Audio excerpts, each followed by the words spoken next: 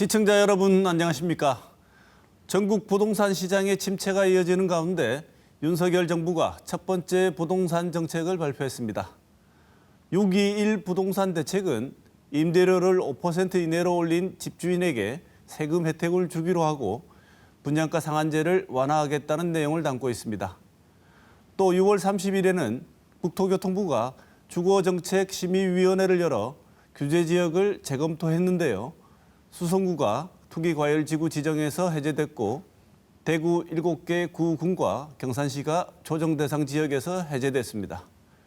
이번 토론에서는 윤석열 정부의 부동산 정책과 투기과열지구 및 조정대상 지역 해제 결정이 대구 부동산 시장에 어떤 영향을 줄 것인지 살펴보는 시간 마련했습니다.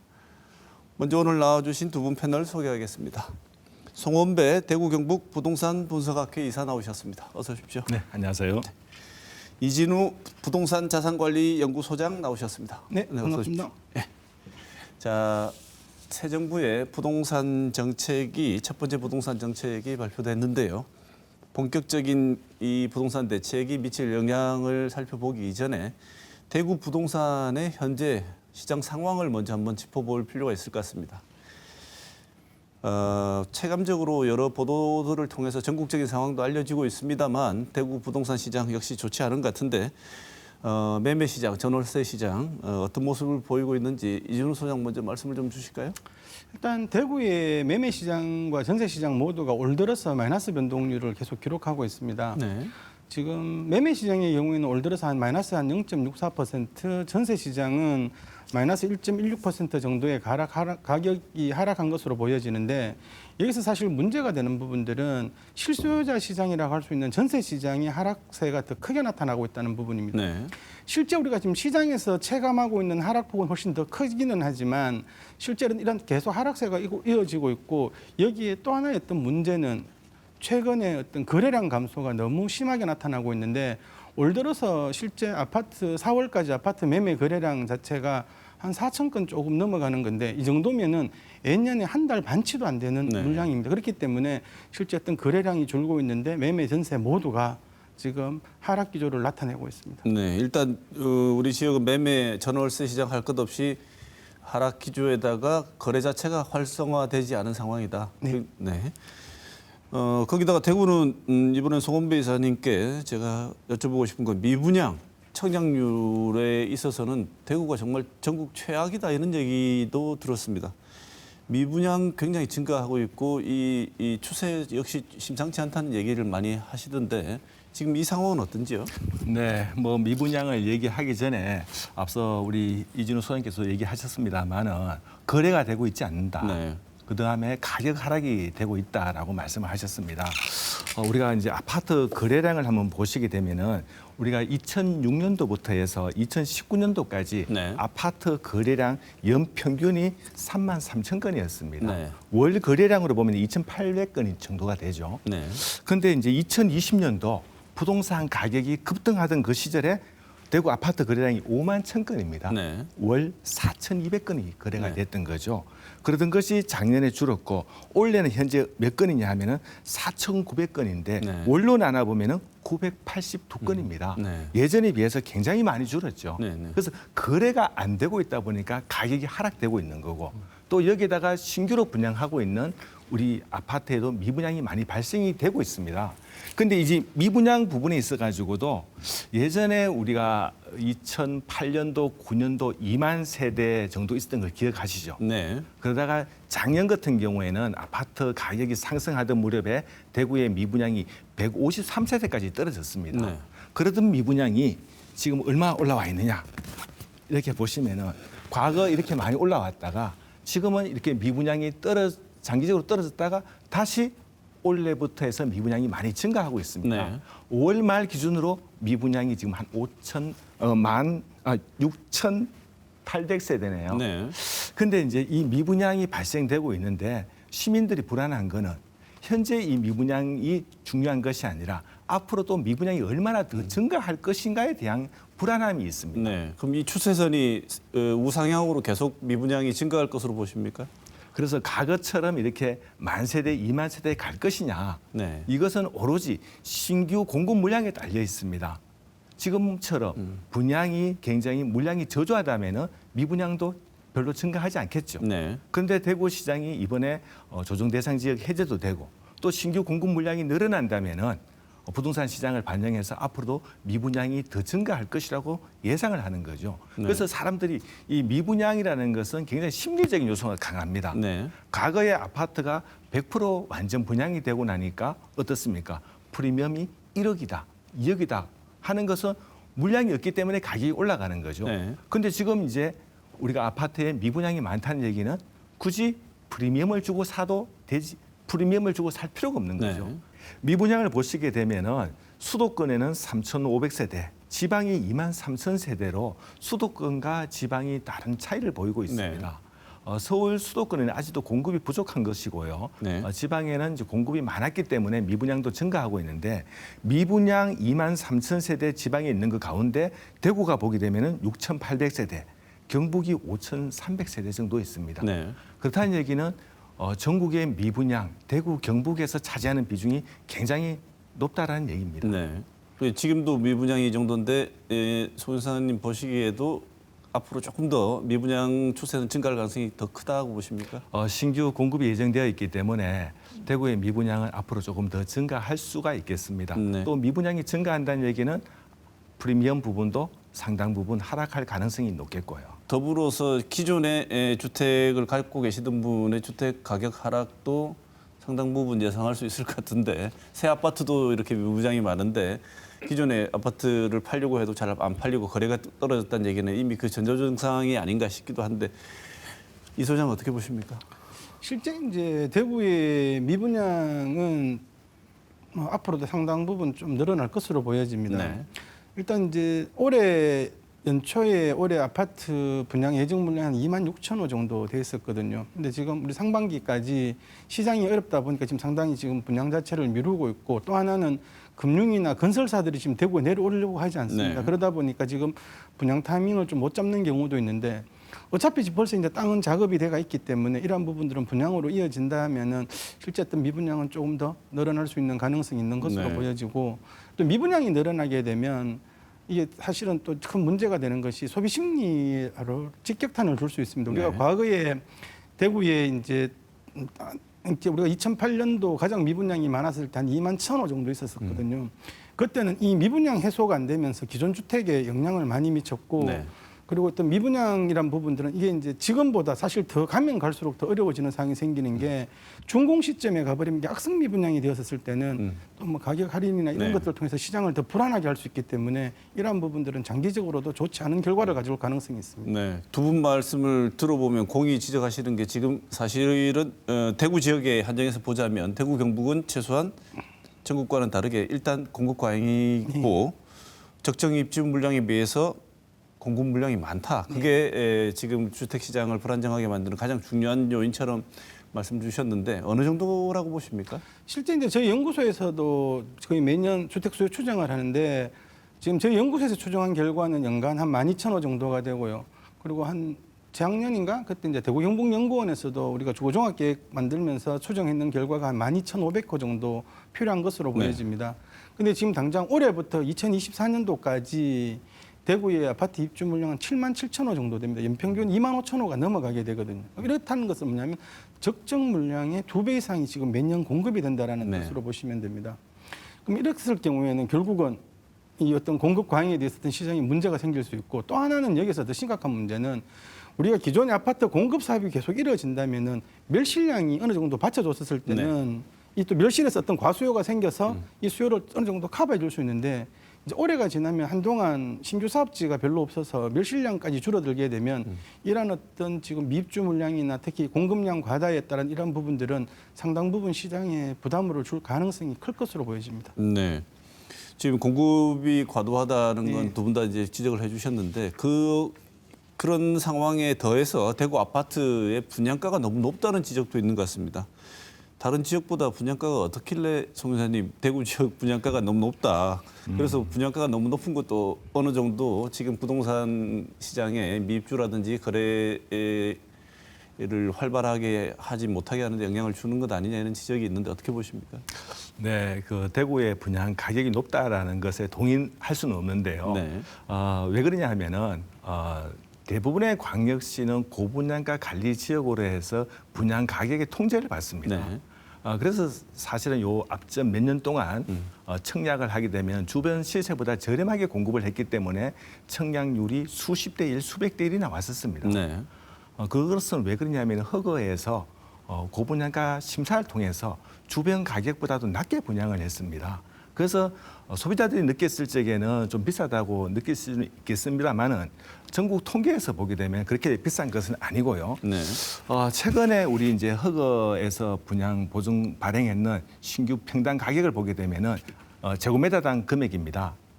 대구도 좀 올라갔다가 지금 하락하고 있고 전국 평균에 비하면 높은 것입니다만은 6대 광역시나 서울 수도권에 비하면 그다지 높은 것은 아니고요. 네. 가장 높은 것은 서울이 가장 높겠죠. 네. 서울은 평당 가격으로 치면 우리 대구의 한 2배가 됩니다. 그다음에 또 부산, 대구, 인천, 울산 이렇게 내려가고 있기 때문에 대구만 높다고 할 수는 없겠습니다. 네. 그다음에 이렇게 가격이 이제 높아지는 것에 대한 이제 크게 원인은 아파트 공급을 하다 보면은 기본적으로 토지가 가격이 많이 상승을 했습니다. 네. 우리 대구 시민들도 다 아실 겁니다.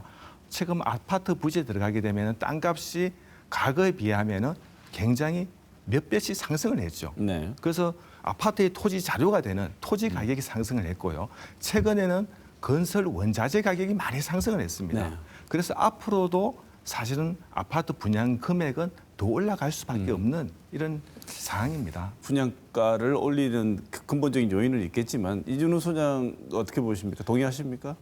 실제로 사실은 우리가 6대 광역시 중에서 지난해하고 올해 분양가는 대구가 제일 높습니다.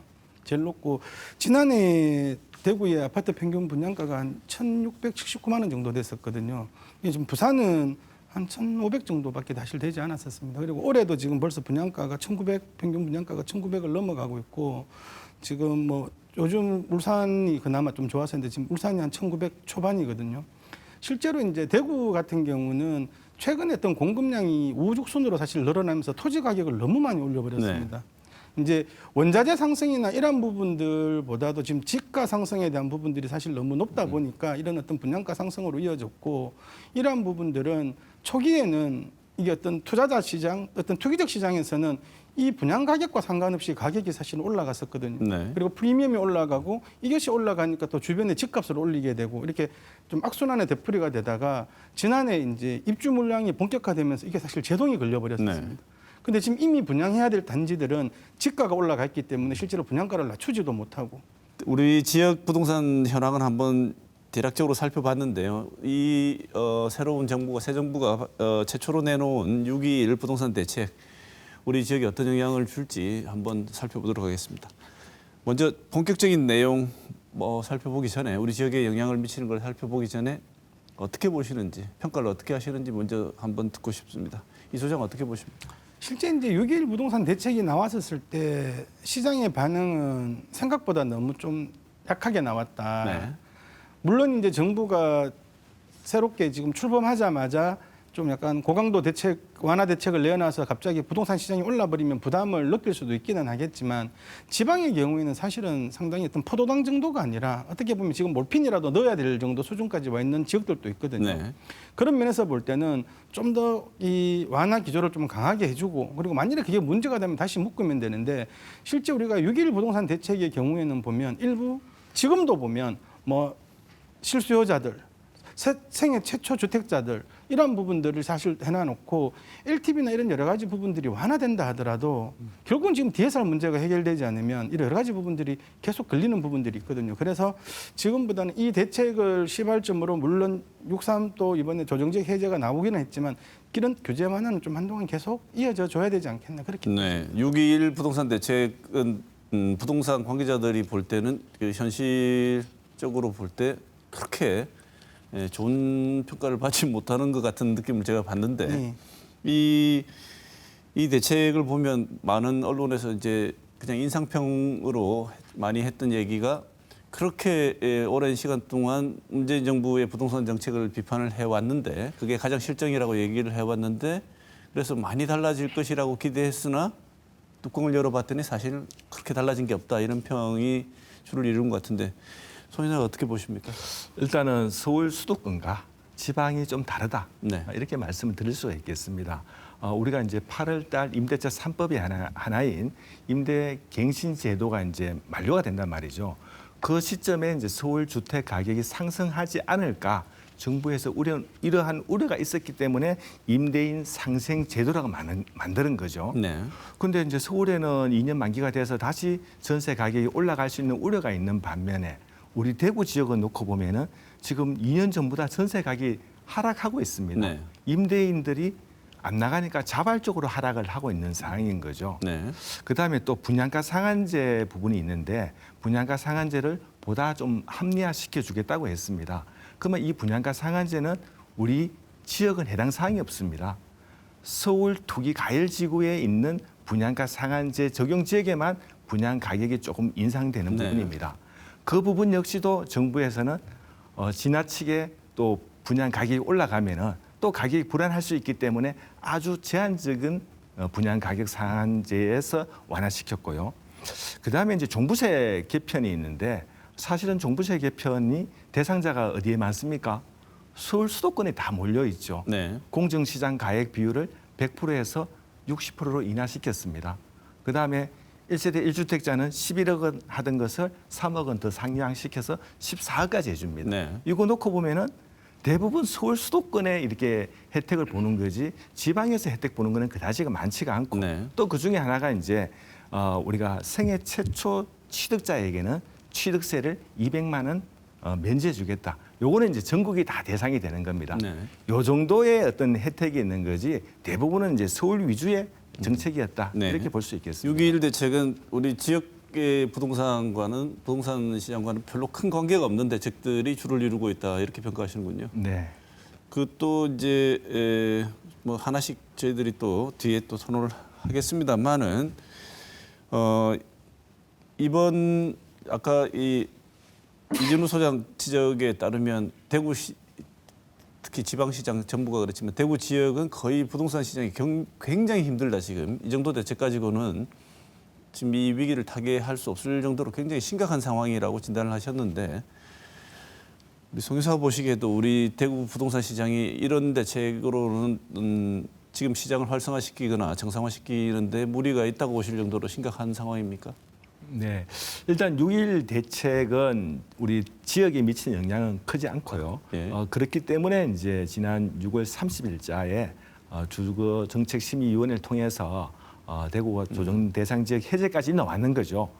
사실은 이제 더 나아가게 되면은 조정 대상 지역 해제만으로 또 대구 주택 시장 경기를 살릴 수 있느냐, 또 좀 더 지켜봐야 될 수 있겠습니다. 네, 알겠습니다. 송 이사께서 6.21 대책은 우리 지역에는 큰 영향을 주지 않는다고 말씀을 하셨는데 이진우 소장이 이 지적에 동의하십니까? 100% 동의합니다. 예.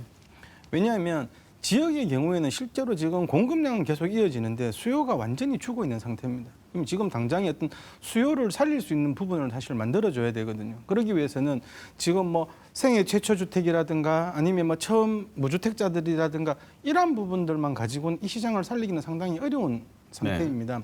그나마 이제 이번에 조정지역 해제가 되면서 이제 1가구 2주택자가 됐었을 때 취득세가 어느 정도 좀 감경이 됩니다. 왜냐하면 조정지역에서는 1가구 2주택이 되면 8%고 3주택이 되면 12%인데 이제 비규제 지역에서는 2주택까지는 뭐 1%만 내면 네. 되고 3주택 갔었을 때 8%를 내면 되기 때문에 약간의 이제 다주택자들이 시장에 들어올 수 있는 여지는 만들었던 정도가 시장인데 문제는 대구에 같은 경우에 1주택에 계시는 분들이 단순하게 이게 투기적인 목적으로 2주택이 가는 것이 아니라 내가 어떤 이사를 간다든가 아니면 내가 좀 더 좋은 여건으로 가기 위해서 이게 뭐 주거 사다리 이런 부분들을 열어줘야 되는데 지금은 모든 규제가 1주택 뭐 2주택이 되면 전부 다 죄악시되고 있는 상황에서는 상당히 좀 수요가 생기기 어렵기 때문에 이런 또 수요를 정진할 수 있는 대책들이 꾸준하게 나와주지 않으면 이번 대책이나 뭐 이번에 6.3 그 조정지역 해제나 투기활지구 해제 이런 거 갖고는 시장을 당장 되살리기는 어렵다고 보여집니다. 좀 더 과감하고 본격적인 대책이 나오기 전에는 시장 활성화를 기대하기가 엄청 예. 힘들다. 그런데 예, 그럼에도 불구하고 우리 지역은 아주 힘든 상황에 있기 때문에 그런 좀 획기적인 대책이 필요해 보인다는 말씀이시죠? 네, 맞습니다.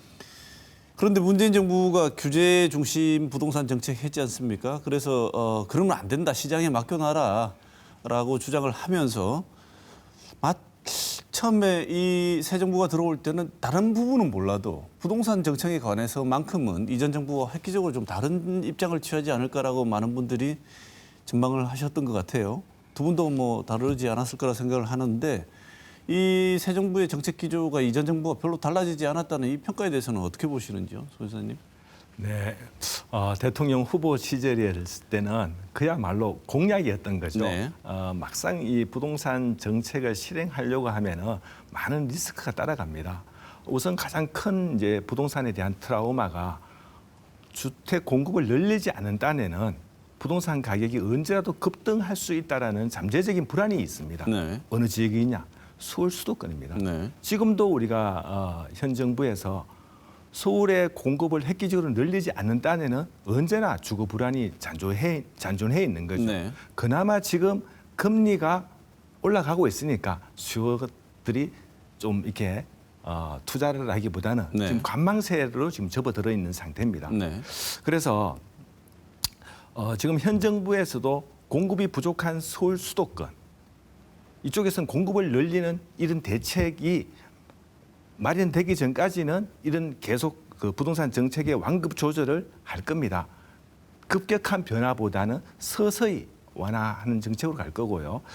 이번에 이제 우리 지방 같은 도시에는 조정 대상 지역을 해제해 줬는데 지방 같은 경우는 다시 점점점 더 완화해 줄 가능성은 높아질 것이라고 보입니다. 네. 완화해 줘도 지금 당장 완화해 줘도 불 끄기 힘들 거라고 예상을 하시는데 이준우 소장은 지금 이 소장 역시 문재인 정부 부동산 정책과 별로 다르지 않다고 평가하십니까?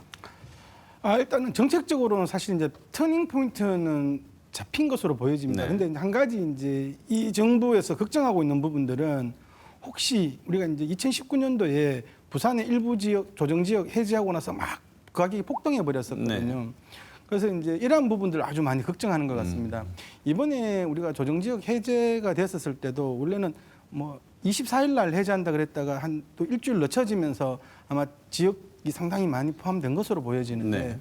지금 정부에서는 혹시 정권 초기에 규제를 어느 정도 완화했다가 풍선 효과나 이런 것들이 나타나면 그게 자기들한테 부메랑으로 다가올 것 같아서 상당히 못하고 있는 것으로 보여지는데 아마 이러한 부분들은 솔직히 뭐 우리가 이제 자라보고 놀란 것은 소떡 보고 놀란다고 뭐 과거에 있었던 걸 가지고 지금에 이렇게 비교하는 건 아닌 것 같고요. 네.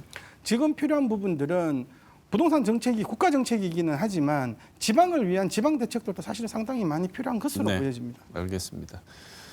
저희들이 토론을 하는 과정의 내용을 보면 많은 분들은 이런 의문을 가지실 수도 있을 것 같아서 제가 대신 질문을 한번 드려보겠습니다.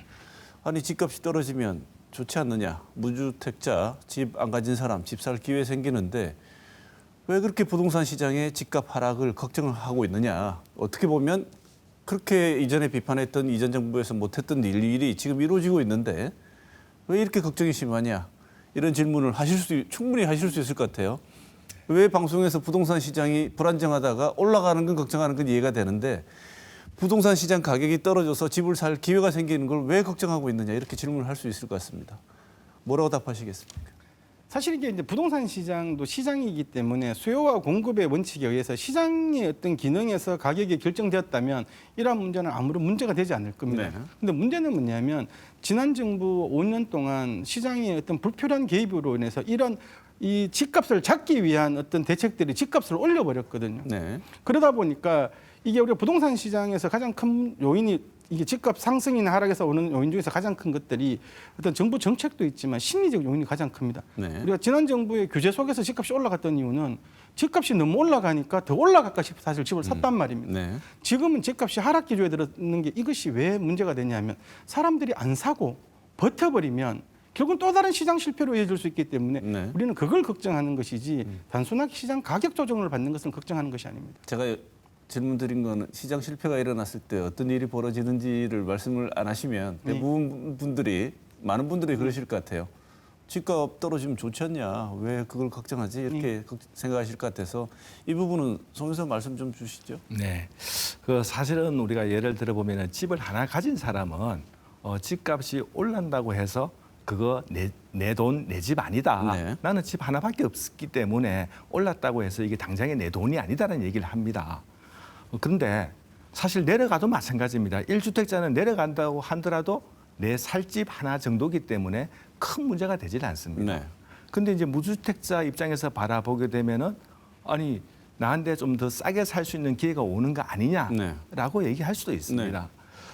물론 그분들 입장에서 보면은 뭐 그런 제의를 할 수가 있지만 정부 정책적으로 보게 되면은 우리가 저금리 기조에서 그 집 산 사람은 누굽니까? 그것도 다 대한민국 국민인 거죠. 네. 그 다음에 저금리 기조에서 이 집 안 사고 있음으로 인해서 한순간에 벼락거지가 되기도 했고 그래서 저금리에서 빚내서 집 사고 빚내서 투자했단 말이죠. 네. 그러했던 2030 세대들이 지금 금리가 올라가고 집값이 하락한다면 어떤 현상이 발생이 될까요? 네. 그분들도 집값이 올라간다고 가정을 해서 정말로 무리하게 좀 대출도 내고 투자를 했단 말이죠. 그 사람들도 대한민국 국민입니다. 그래서 급격하게 시장 하락하는 것을 방지할 필요가 있는 거지 네. 집값이 서서히 조정되는 것은 우리가 문제시가 되지 않습니다. 네. 급격한 상승도 문제지만 급격한 하락도 국민들한테는 큰 고통이 됩니다. 네. 그래서 지금 두 분 모두에 말씀하셨습니다만 우리 지역은 지금 공급 과잉 상태고 이런 상태가 되면 이준호 소장 말씀하신 것처럼 더 추가적인 하락을 기대하면서 더 안 살 것이고 이런 심리적인 상황이 진행이 돼 버리면 시장 교란이 발생을 할 텐데 그런 것을 막기 위해서라도 이 정부가 개입했던 조정 대상 지역이라는 것에서 우리 지역을 많이 해제를 했습니다. 투기과열지구, 수성구 투기과열지구였는데 해제됐고요. 대구 7개, 9군 다 해제됐습니다. 경산시까지. 이렇게 해제가 되면 어떤 점이 달라지길래 부동산 시장에 영향을 주게 되는지 설명을 좀 송 교수님 좀 주실까요? 네. 조정 대상 지역 해제를 작년부터 해서 올해까지 우리 대구 시민들이 많이 기대를 했습니다. 네. 우리 대구시에서도 노력을 많이 했고 지역 정치권도 많이 노력을 했는데 이 조정 대상 지역 해제로 인해서 많이 달라지는 것들이 있습니다. 일단 대출 부분입니다. 다주택자도 대출이 가능하겠고요. 네. 그다음에 중도금 대출도 세대당 2건까지 대출이 가능하겠습니다. 그다음에 이제 담보 대출 같은 경우에는 우리가 조정 대상 지역에서는 LTV 50%였는데 이게 70%까지 증가할 수 있겠고 우리가 그다음에 주택 담보 대출 낼 적에 은행에 가면은 기존 주택 처분 서약서라고 적었습니다. 네. 그다음에 이 새로 입주하는 곳에서는 반드시 실입주를 하겠습니다. 이런 서약서를 적었는데 이런 부분들이 사라지겠고요. 세금 관련해서는 양도소득세 중과세가 한시적으로 지금 배제되어 있습니다만은 이게 이제 양도소득세 중과세가 해제되는 택이 되겠습니다. 그다음에 이제 2년 실거주 해야 되는 부분도 삭제되겠고 또 이제 일시적 이주택자는 3년 동안에만 기존 주택을 팔게 되면은 비과세 혜택을 받을 수도 있겠습니다. 네. 그다음에 이제 다주택자 같은 경우는 장기 보유 특별공제 30% 혜택을 받을 수 있겠고 취득세 같은 경우는 2주택까지는 일반 세율을 부과합니다. 그다음에 3주택, 4주택자는 여전히 8%에서 12%까지 세율을 부담할 수 있겠고요. 청약 관련 제도에서도 많이 바뀌는데요. 지금은 이제 청약 제도가 이제 청약 통장 6개월만 가입하게 되면은 1순위가 되겠고요. 그다음에 이제 1순위 청약 조건이 앞전에는 세대주여야 되고 5년 내 전 세대원이 당첨된 사실이 없어야 되고 무주택자여야 됐던 것도 이제는 다주택자이면서 또 세대원도 다 가능합니다. 그다음에 재당첨 제한도 없어지고요. 그다음에 분양권 전매 제한이 조정 대상 지역이 해제됨에도 불구하고 여전히 3년으로 남습니다. 네. 왜 그러냐 하면은 조정 대상 지역에도 3년이 있습니다만은 광역시의 전매 제한 3년은 그대로 남아 있습니다. 네. 그런데 수성구는 투기 가열지구 해제되어 있기 때문에 수성구는 전매 제한 5년에서 3년으로 단축되는 효과는 있겠습니다. 그다음에 이제 조정 대상 지역에서는 자금 조달 계획서를 작성을 했었는데 6억 원 이하는 자금 조달 계획서도 하지 않아도 되겠습니다. 네. 이 효과를 설명을 듣다 보면 이른바 아까 우리 이진우 소장 얘기한 것처럼 주거사다리, 다시 말하면 옛날에 살던 좀 좋지 않던 집에서 좀 새로 진 아파트로 이사를 가는 와중에서 발생할 수 있는 잠시 한 1, 2년 정도 벌어지는 1가구 2주택이라든지 이런 여태까지 이런 이동을 막아왔던 여러 제약 조건들이 상당 부분 완화되었다고 이렇게 볼 수 있는데, 그다음에 새로운 어떤 주택 구입에 대한 동기부여도 되고요. 이 국토교통부가 근데 이번에 규제 지역을 조정 결정을 했는데 어떻게 평가하십니까? 시기적으로는 뭐 적절했다 아니면 늦어졌다, 어떻게 보십니까? 일단은 뭐 원래 이제 바깥에서 돌기는 뭐 연말에 한다 이런 소리도 있었기 때문에 네. 지금 당장 6월달에 했던 부분들은 뭐 또 정권 바뀌자마자 했기 때문에 이런 부분은 상당히 이제 긍정적으로 사실은 볼 수 있을 것으로 보여집니다. 다만 이제 한 가지 아쉬웠던 부분들은 이 조정지역 해제와 더불어서 좀 또 다른 어떤 대책들이 동시에 지금 계속 나와줬으면 좋겠는데 네. 지금 우리가 6.21 부동산 대책이 나오고 이게 나왔기 때문에 실제 우리가 혜택 보는 거는 다주택자들 어떤 취득세 감면 정도입니다. 앞에서 우리가 송 이사님께서 말씀하셨던 것처럼 양도세나 이러한 부분들은 벌써 6.21 때서 벌써 해제가 되어버렸고 네. 상생임대주택 같은 경우에도 이제 우리 2년 거주가 그냥 2년 보유만 되도록, 그러니까 이게 이미 6.21 때 상당 부분이 나와 있는 상태에서 조정지역이 해제됐기 때문에 아마 이런 부분들은 조금 아쉬운데 차라리 이게 좀 순서가 바뀌어갖고 조정지역을 먼저 해제하고 여기서 미비한 부분들을 다음 대책에서 바로 좀 해제를 시켜준다면은 아마 소비 심리 회복은 조금 더 좋지 않겠나 그렇게 보여집니다. 네. 그래서 이런 질문들이 항상 제일 먼저 등장하는 것 같습니다. 이번에 조정 대상 지역에 해제되고 나면 대구 부동산 시장은 어떻게 될 것인가? 조금 활력을 되찾을 수 있지 않을까? 아니면 여전히 전체 부동산 시장의 대세가 하락세가 거의 8주간 전국적으로 지속이 지금 되고 있다는 보도들도 연이어 나오고 있는데, 이 큰 흐름에서 우리 지역 부동산도 역시 벗어날 수 없지 않을까? 뭐 여러 가지 추측과 장밋빛까지는 안 되지만 그래도 좀 희망 섞인 전망과 여전히 부정적인 전망이 공존하고 있습니다. 송 이사는 어떻게 보십니까? 네, 이번에 조정 대상 지역 해제는 실수요자한테는 큰 힘이 됩니다. 사실은 이 LTV 10%가 무섭습니다. 이 비싼 집을 자력으로 다 자기 돈으로 사는 사람이 없습니다. 네. 그래서 이 비싼 집은 대부분 대출에 의존해서 사고 있는데요. 이 LTV 10%, 20% 상향되는 것만 하더라도 실수요자한테는 큰 도움이 될 거고요. 또 다주택자들도 지금 이제 입주를 앞두고 있는 단지에 기존 주택이 있다고 해서 지금 입주를 하는 단지에 잔금 대출이 안 되는 경우도 많았었습니다. 네. 이런 부분들도 조금의 이제 숨통이 될 수 있겠고요.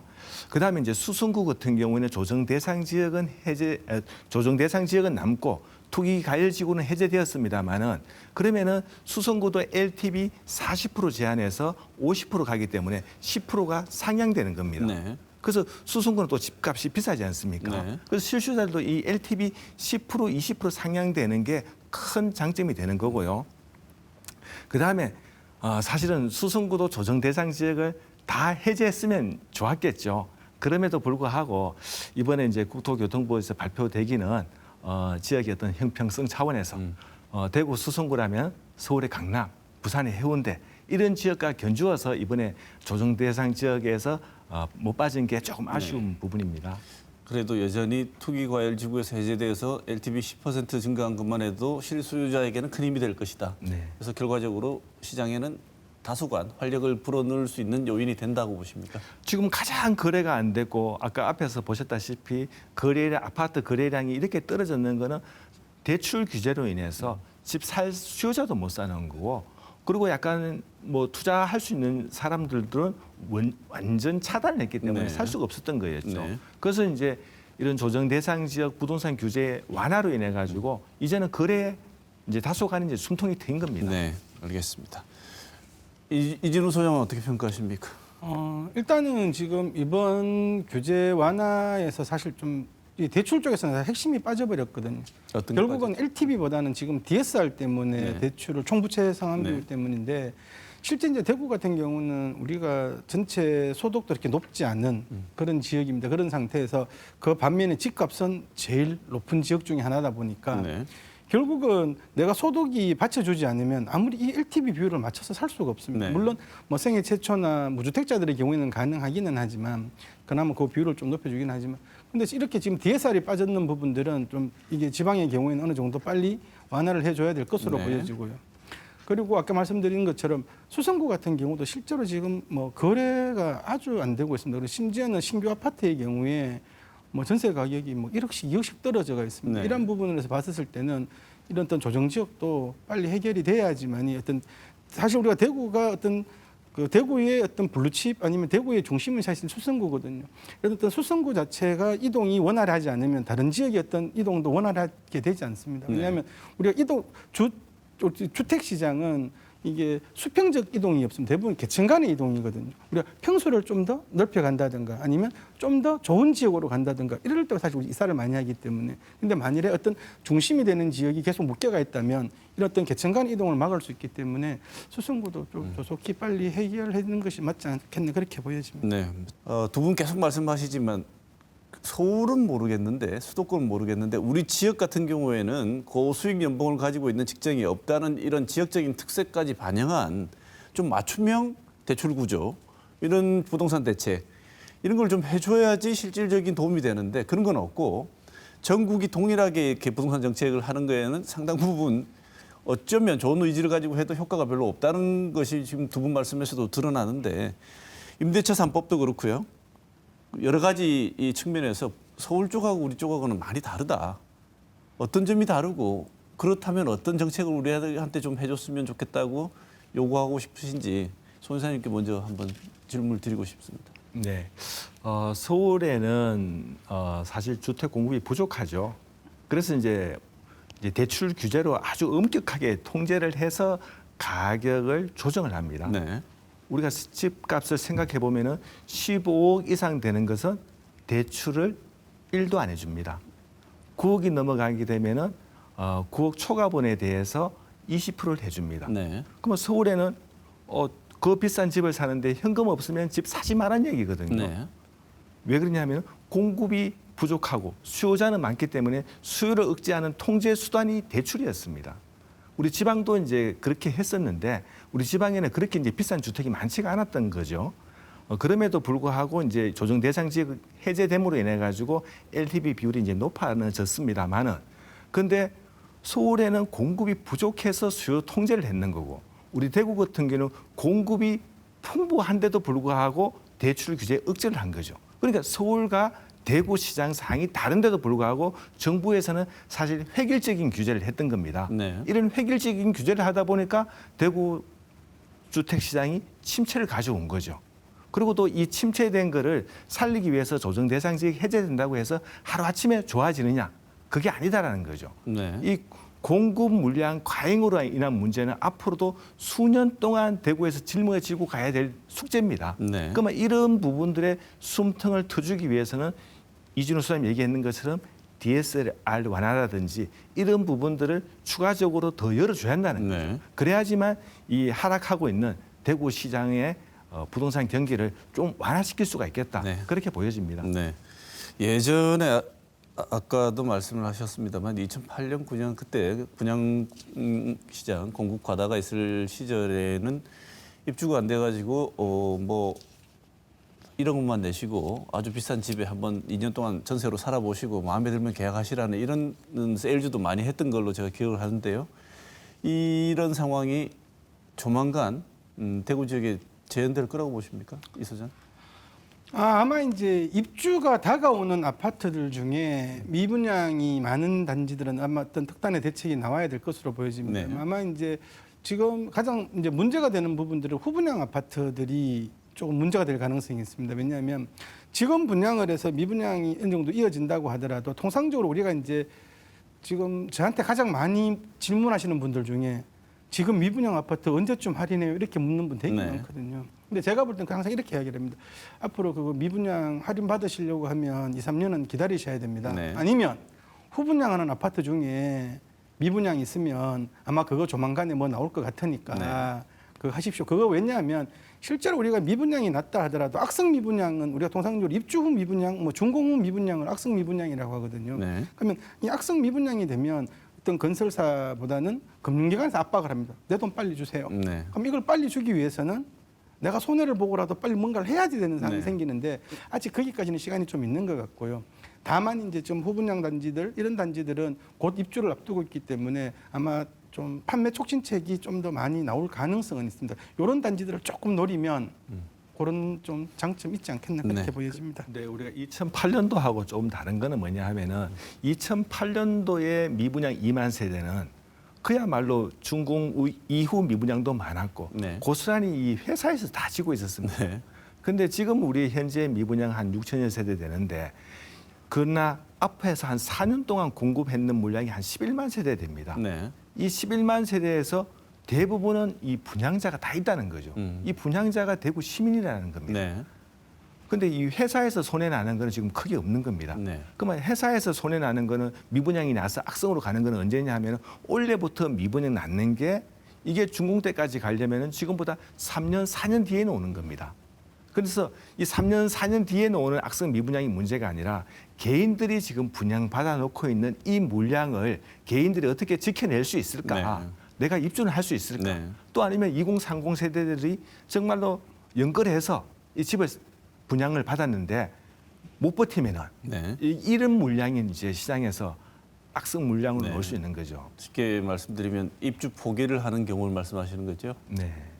추가적인 금융 조달이 안 돼가지고. 그렇죠. 이게 왜 그냥 무리하게 집 산 사람이 결국은 문제가 되는 겁니다. 네. 그래서 예. 예, 지금 사실은 초기에 분양받으신 분들은 사실 크게 문제는 없습니다. 왜냐하면 지금 아까 이제 우리 송 이사님께서 말씀하셨던 것처럼 기존에 우리가 지금 한 11만 호 분양했던 부분들은 실제로 3, 4년 전에는 대구의 분양가가 이렇게 높지 않았기 때문에 크게 문제가 되지 않습니다. 근데 지금 이제 문제가 되는 부분들은 최근에 좀 높은 프리미엄을 주고 사셨던 분들이 사실은 문제가 되고 있고 네.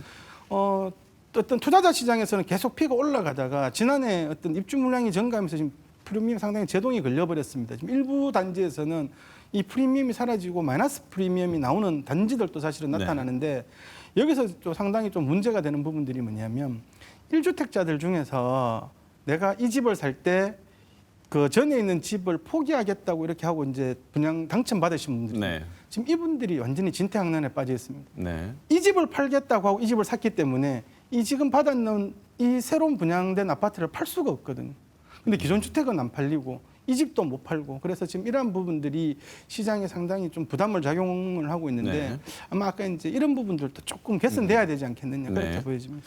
그래서 이번 대책을 두고도 많은 분들이 이렇게 이번에 내놓은 6.21 대책 같은 경우에 또 주택 정책에 따른 주거 뭐 여러 제한 조건들을 해제를 시켜준다고 하더라도 기본적으로 지금과 같은 금리 인상 시기에는 백약이 무효다.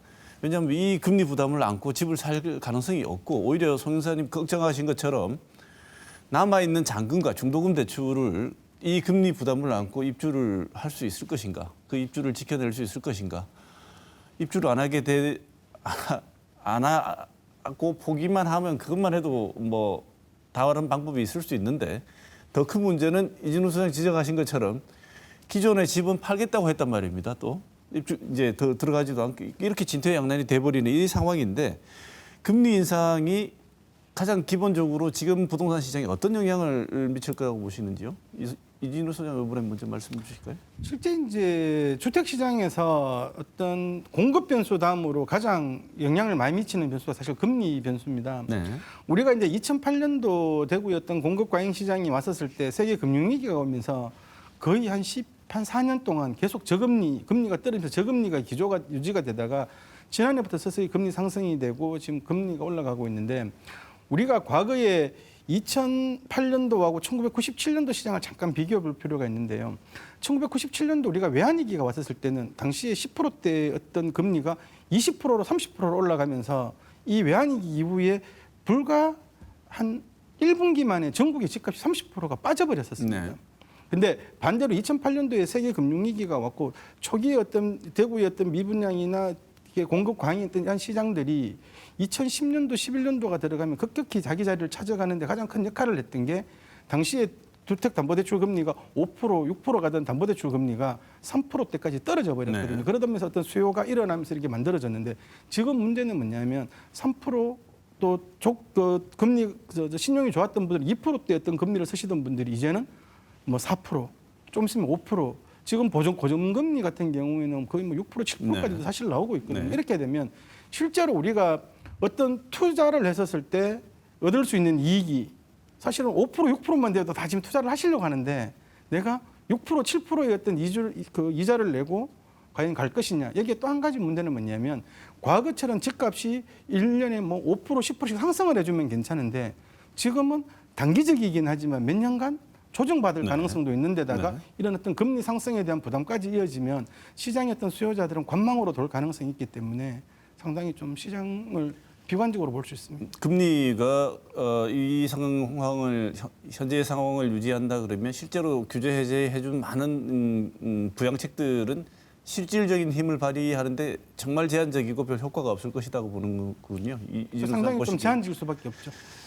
손 의사님 보시기에 지금 이번에 나온 대책 보면 이런 것도 있지 않습니까? 청년들 앞으로 이제 좀 살면서 연봉이 좀 올라갈 테니까 올라가는 연봉 기준으로 대출 확대해 줄게라고 해서 마치 이 청년들에게 많은 희망과 주택 구입에 용기를 주는 것 같은 말을 하지만 기실은 돈 빌려서 사라는 건데 금리가 이렇게 높으면 이게 무슨 소용이 있느냐 이런 지적도 있습니다. 이런 거 다 합쳐서 보자면 금리가 어떤 효과를 가져올 것이라고 보시는지요?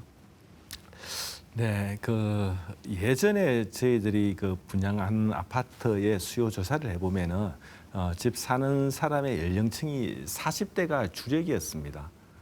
그러던 것이 지금은 30대가 전체 분양 계약자의 한 60%까지 올라와 있습니다. 네. 거기다가 또 20대까지 들어와 있죠. 네. 그러면 이 젊은 사람들이 왜 이렇게 무리해서까지 집을 사게 됐을까요? 결국은 저금리 영향이었습니다. 네. 정부에서 지금 이런 금리를 굉장히 완화시켰죠. 네. 우리가 기준금리 0.5% 시대에 살고 있었습니다. 그렇기 때문에 은행에 예금해놓고 있던 이런 생활하던 소득자들 이런 사람들도 부동산에 이제 투자를 하게 되는 거죠. 자연스럽게 은행에 돈을 예치하기보다는 투자 상품을 찾아갔습니다. 그 투자 상품은 가장 만만한 게 부동산 상품이었죠.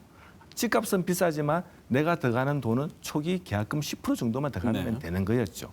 또 우리 2030 세대는 계약금 10%마저도 없어서 이 10%도 대출받아서 아파트 계약을 했는 세대들도 있습니다. 네.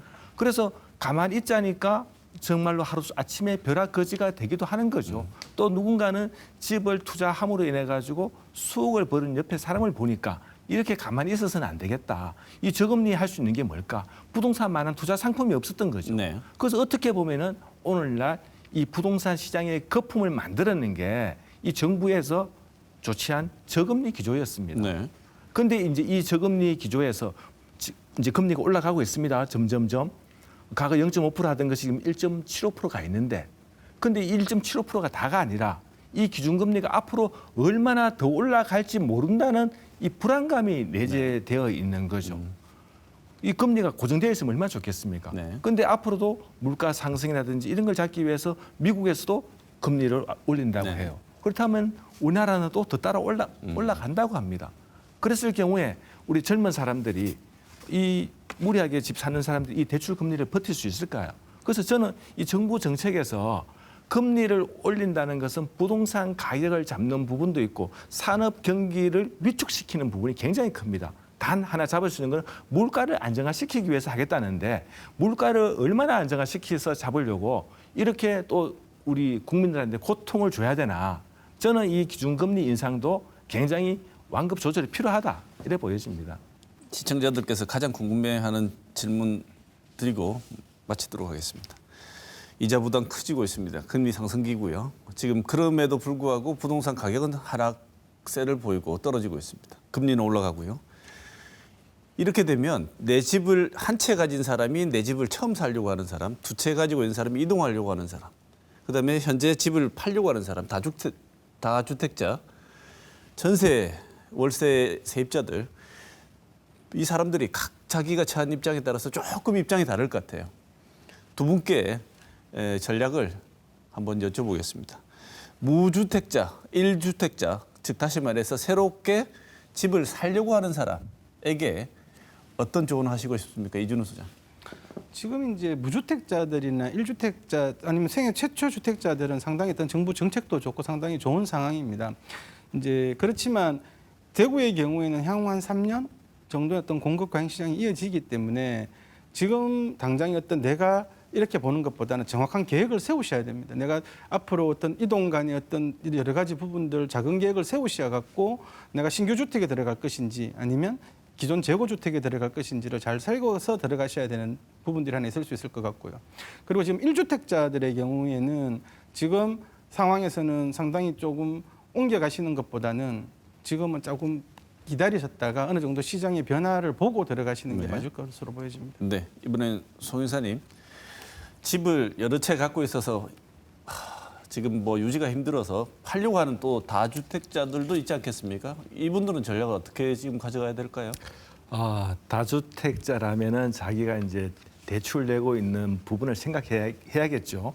그다음에 이제 다주택자라 하더라도 지역마다 가지고 있는 주거의 특성이 다 다를 겁니다. 네. 이렇게 이제 불안한 상황이 된다면은 지역이 우량한 지역에 똘똘한 한 채는 남기겠습니다만은 좀 불리한 지역의 거는 매도할 수도 있겠죠. 네. 앞에서도 또 이소님 얘기하셨다시피 또 무주택자라면은 뭐 3, 4년 기다릴 수도 있겠습니다만은 근데 우리 대구에 매년 결혼하는 쌍이 한 8천 쌍 정도가 결혼합니다. 이 8천 쌍에 결혼하는 사람은 새로운 신규 수요라고 볼 수가 있는 거죠. 이분들이 이제 주택에 전세를 들어갈 수도 있겠고 월세도 들어갈 수도 있겠고 또 내 집을 마련해서 들어가기도 합니다. 네. 근데 이분들은 여기서 이제 자녀도 놓고 자녀도 키워야 되는 거죠. 네. 우수한 교육 여건이 돼 있고 그다음에 또 집을 필요로 한단 말이죠. 네. 그러면 이런 분들은 뭐냐 하면은 앞서서 과거 분양했는 2, 3년 전에 저렴하게 분양했던 단지들이 지금 이 시점에 적정한 가격이 나온다면은 구매하는 것도 저는 방법이라고 생각하는데 네. 그 이유는 왜 그러냐면은 앞으로 신규 분양 금액은 지금 절대 이 금액보다는 훨씬 더 높아질 것이기 때문에 지금 사는 게 싸다고 보여집니다. 차라리 지금이 구매의 적기다. 네. 네. 두 분의 현실적이고 실질적인 팁을 들으면서 오늘 토론을 마무리해야 할 것 같습니다. 발표는 되었습니다만 실질적인 고통을 겪고 있는 것에 비해서 그렇게 많은 도움이 되지는 않았다고 평가를 두 분 다 하시는 것 같은데 특히나 우리 지역 부동산 시장은 그런 것 같습니다. 오늘 두 분 모시고 대구의 조정 대상 지역이 해제되고 난 뒤에 일어날 수 있는 부동산 시장 여러 변화와 전망에 대해서 말씀을 나눠봤습니다. 오늘 좋은 말씀 주신 이준우 부동산 자산관리연구소장, 송원배 대구 경북 부동산 분석학회 이사 두 분 좋은 말씀 감사드립니다. 오늘 토론은 여기서 마치도록 하겠습니다. 고맙습니다.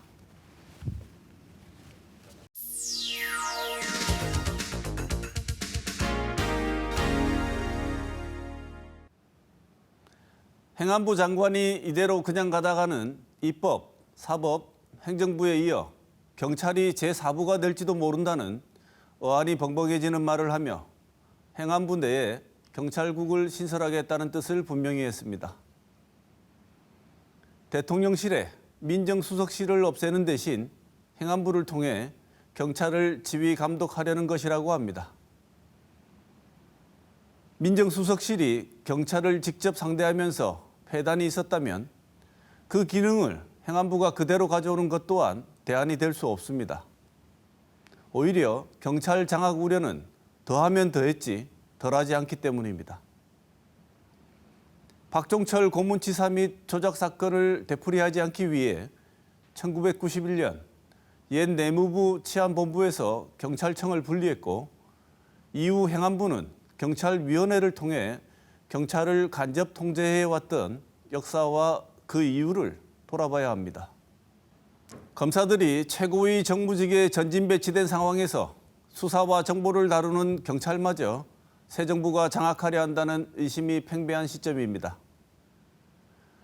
윤 대통령은 출근길 기자들과 만났을 때 법무부 장관을 우리 장관으로, 경찰 승진안과 관련된 일을 두고는 공무원으로서 국기문란이라는 말을 했습니다. 시불견, 청이불문이라는 말이 있습니다.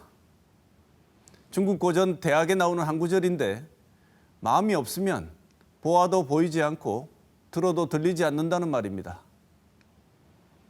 대통령이 우리 장관 그리고 국기문란을 말할 때 이미 그 마음은 정해져 있는 듯이 보입니다. 그래서 여기저기서 걱정하고 우려하는 소리들은 들리지 않나 봅니다. 이번 주 시사톡톡은 여기서 마치겠습니다.